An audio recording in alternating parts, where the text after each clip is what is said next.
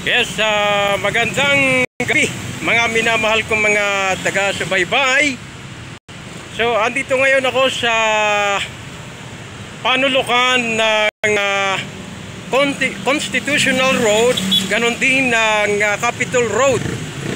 At itong Constitutional Road ay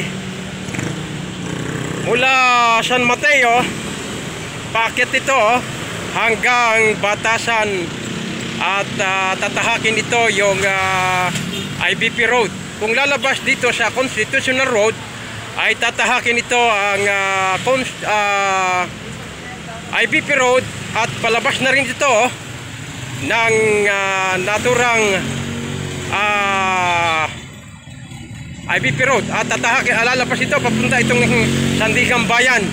At bumili kasi ako ng basahan. At ito yung mga basahan na binili ko. Yan, ito yung basahan na binili ko. Yan. At dalawang bundle kasi ang binili kong basahan. At sa pamimigay ko kasi ng flyer, may napuntahan ako na isang tindahan na gumagamit ng basahan. Ang sabi niya sa akin, gumagamit kami ng basahan. Okay ba sa'yo na deliveran mo kami ng basahan na halagang 50 pesos every other day? Ang sabi ko naman, pwede naman madeliveran ka ng basahan.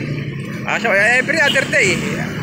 So nag-isip ako na pwede pala akong kumita sa pamagitan ng basahan. At pumunta ako sa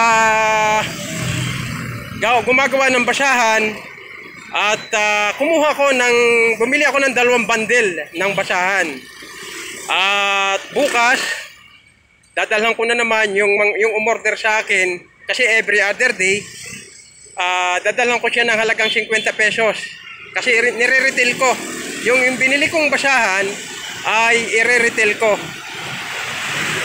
At kahit paano nakakakuha naman ako ng pagkain doon, ganun din ang pambili ng ulam. So, okay na yun. At makakaraos na rin. At andito nga ako sa kalsada ngayon sa panulukan ng IBP Road, ganun din ng Capitol Road. At ire-report ko na rin ang daloy ng mga sasakyan sa mga sumandaling ito.